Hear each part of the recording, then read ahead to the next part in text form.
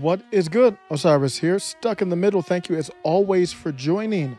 I want to take you on a journey and I want to focus.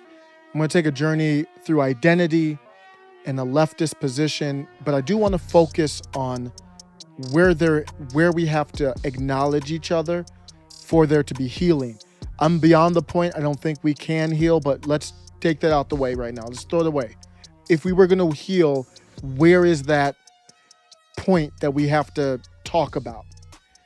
It starts with the Republican National Convention or Committee.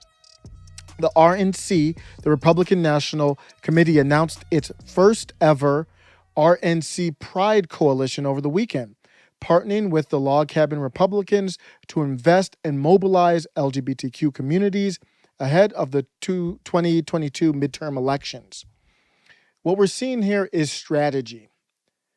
And if you look at the numbers, there's studies out there. This one's from the Arizona Christian University. It says that 39% of 18 to 24-year-olds identify as LGBTQ in the U.S. So in my opinion, you see the RNC working. We need to get this group, this identity group. We don't want all of those people in that group to be Democrats or we don't exist. The RNC is a corporation. Their main goal is to exist. And I don't like that positioning. I am country first. I am principles and morals first. And that is not anti-LGBTQ. It's just, what do you prioritize first? I have black skin. I don't prioritize that first. So Jenna Ellis sees this and she talks about it. She says the RNC announced its RNC Pride Coalition this weekend, never giving them a dime. She's talking about the RNC. They have abandoned conservative values for leftist ideas and agendas. RNC equal DNC light. And I want to explain this. This is how we can't heal if we just say, "Oh, Jenna Ellis is a bigot," and no context, no discussion. Same on both sides. We got to talk about what she really means here. Great reply where he wasn't mean to her or anything. This person said, "Do you have a problem with conservative gays like myself?" And you can use whatever identity. I'm black. I'm not a conservative. I wouldn't label myself as a conservative. I've come out the closet as a constitutional libertarian. So, but whatever the case may be, everybody might have some opinions that are conservative or liberal or establishment or whatever. Do you have a problem with conservative gays like myself? And Jenna replies, she says, "I have a problem with the RNC embracing the LGBT agenda and focusing on and celebrating Rick Grinnell's sexual orientation in the same way the left focuses on and celebrates Rachel Levine's gender identity. This is, by definition, not conservative." And I talked about this with the Winsome Sears. I saw people saying, "Hey, we've got a black woman lieutenant governor here, Winsome Sears." And I'm like, what are her ideas? That's what I care about. Her ideas are what I care about. I don't care about the color of her skin. I don't care about Rick Grinnell's sexual orientation. I agree with Jenna Ellis here. This is not bigoted talk. I'm going to get to the part where we have to heal, if we want to heal. I mean, a lot of people just want to call me white, me a white supremacist, Jenna a bigot, whatever. Then that means you don't want to have any type of serious healing. My first response was, Jenna is not saying she has a problem with anyone's identity. She did not say that. That is a fact. She did not say that anywhere in there. And I don't want to speak for her. This is my take on what she said. When you break people down into identity groups, that is a leftist position, period. And she is not a leftist. I am not a leftist. That's all she's saying. That's all she's saying, is she doesn't like it. RNC can go do it. You can go support it. She can have her opinion. You can have your opinion. That is not an insensitive position at all. I'll explain a little bit more. Then I said, Jenna is right. Rush described it best in his famous 2009 CPAC speech. We don't see groups, we see Americans. Let me tell you who we conservatives are. We love people.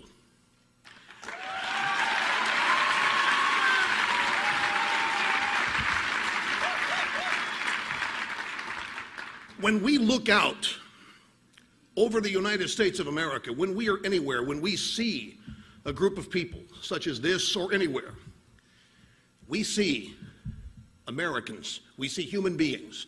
We don't see groups, we don't see victims, we don't see people we want to exploit. What we see is potential.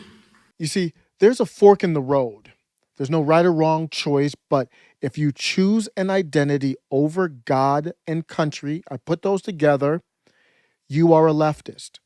Even if you label yourself as a libertarian or a Republican, you are a leftist. You can label yourself as grass.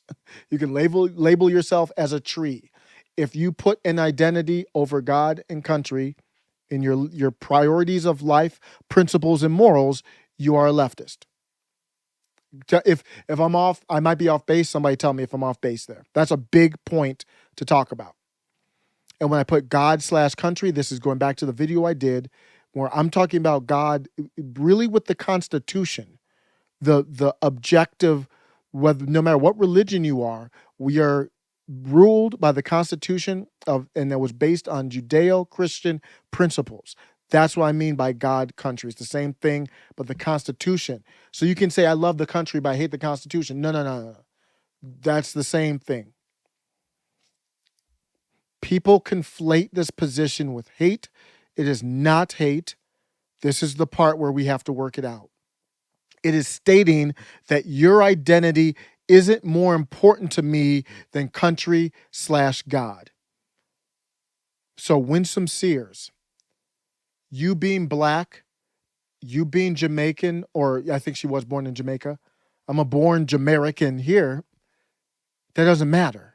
I'm black. It doesn't matter. I'm not a woman. She's a woman. That's different. None of it matters. I don't care.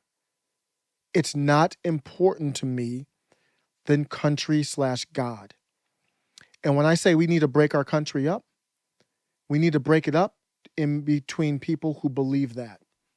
And liberty, Constitution, God, that's our rallying cry, not your broken up group that you subscribe to, which is fine. You can do that. I'm not saying you shouldn't be able to do that. I'm just saying we see the world differently. That's where we have to acknowledge. I can't call you names. I'm going to play a TikTok video here in a second.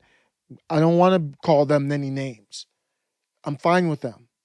We just see the world differently, and you have to respect me, and I have to respect you. Here's the video. There's an infinite amount of identities you can claim, literally, other than country and God.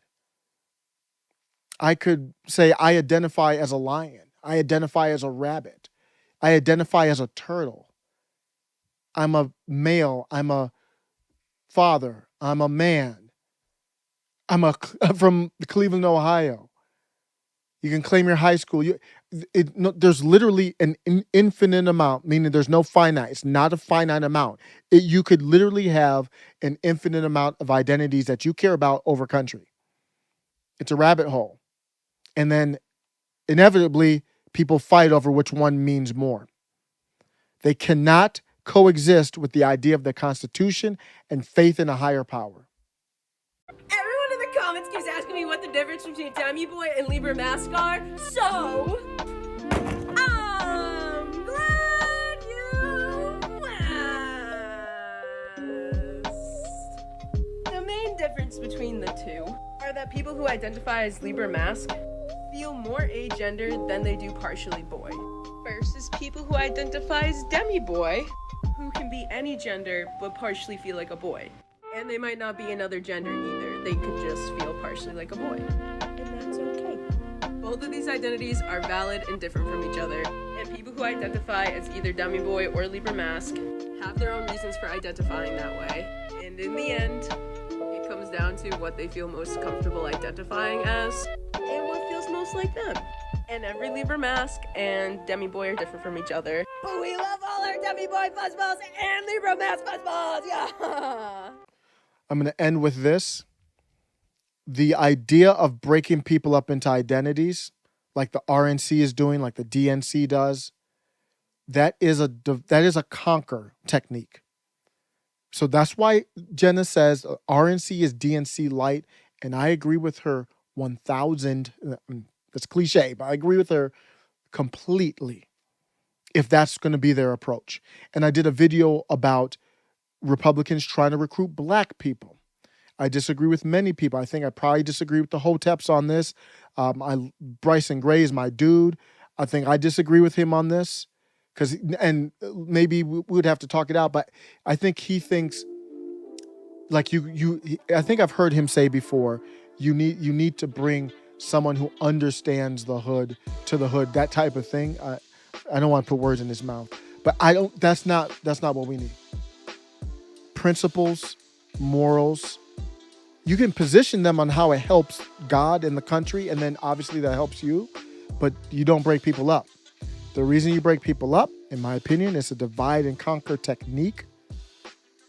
When you focus on the identity first, you see what's happening. Only 1/3 of millennials claimed to believe in God as the all-powerful, all-knowing, perfect, and just creator of the universe who still rules the universe today. Only 1/3 of millennials claim to believe in God. And that's probably going to get worse as time goes on for the younger generations. What does that allow to happen? You know I had to get it in the video. You know I didn't do this on purpose, but this is what it is. So if you remove God and you focus on the identity and you indoctrinate kids, it goes to the American disease. The religion of critical race theory becomes your God. Critical gender theory becomes your God. Let me know what you think. Thanks a lot for listening. Take care.